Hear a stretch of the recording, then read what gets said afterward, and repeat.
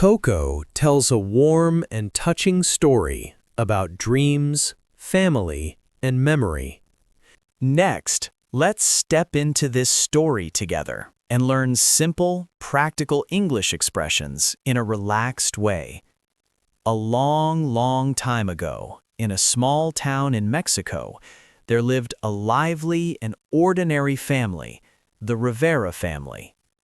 For generations, this family made shoes. Everyone in the family was hardworking and united. However, this family had a very strict rule. No one in the family was allowed to touch music. This rule came from an old family story. Many years ago, there was a great-great-grandfather in the family. He loved music. In order to follow his dream of music, he left home and never came back. From then on, the great-great-grandmother lived alone with her daughter. She believed that music had taken her husband away and had hurt the family. So she decided, music is bad. Music will destroy families. This idea was passed down from generation to generation, and music became a taboo in the Rivera family. The main character of the story is Miguel, a 12-year-old boy. He lived in this big family and helped make shoes every day. He looked no different from other children. But Miguel had a secret dream in his heart. He loved music very much. He liked listening to songs, watching movies, and playing the guitar.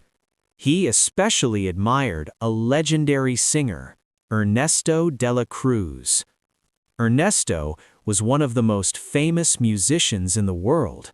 He could sing and act in movies, and he was admired by everyone.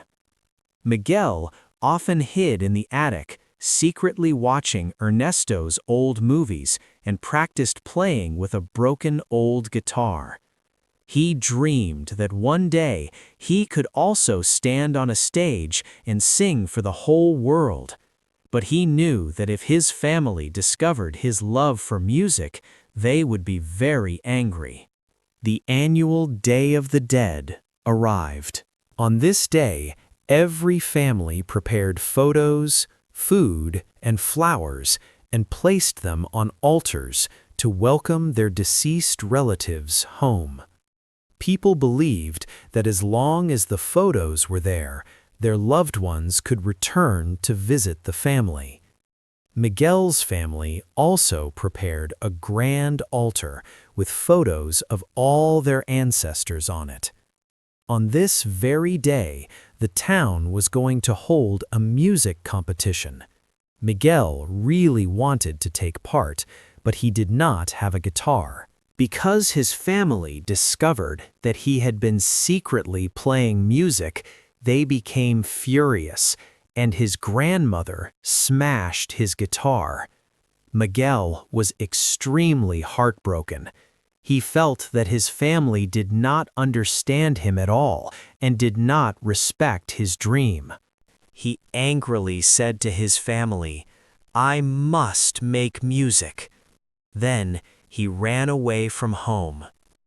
In order to join the competition, Miguel ran to the cemetery and came to Ernesto's grave.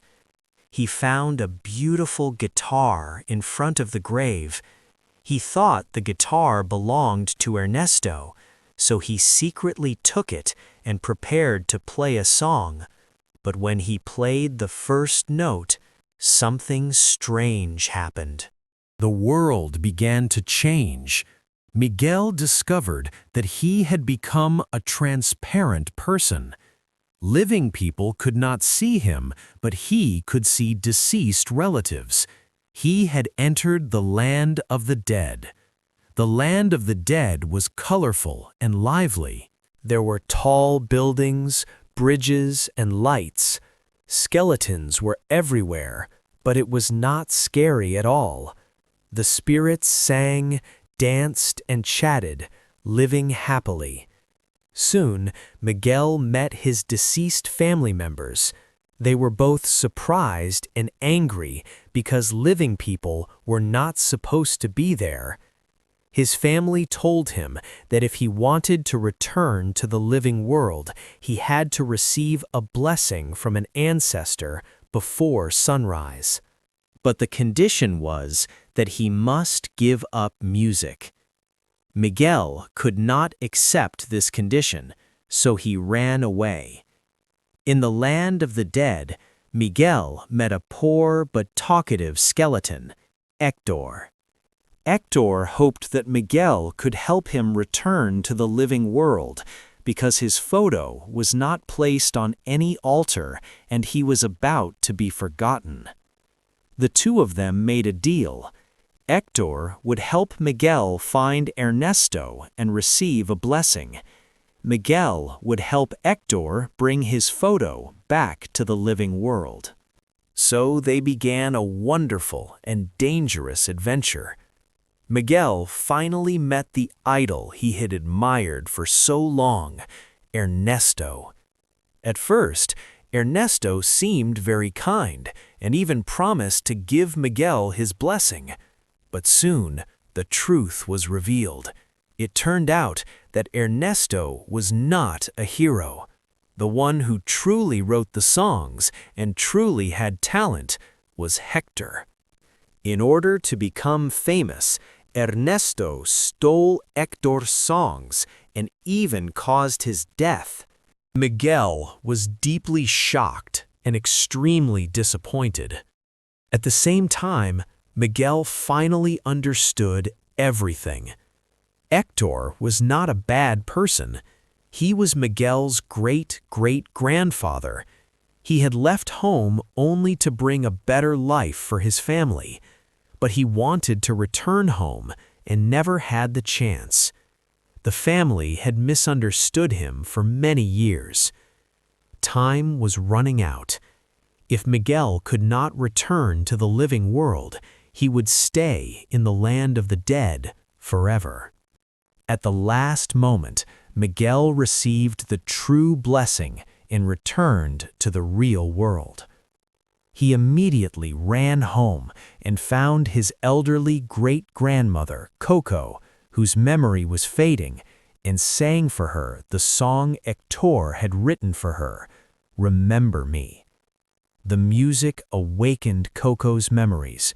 She remembered her father, remembered love, and took out the photo she had kept for many years. Hector's photo was finally placed on the altar. On the Day of the Dead the next year, Hector returned home. Music returned to the Rivera family. The family finally understood. Dreams are important, family is more important, and love and memory allow people to live on forever. Miguel continued to sing, but he was no longer alone. With his family's support, he bravely chased his dream. The story ends with music and laughter, leaving people deeply moved.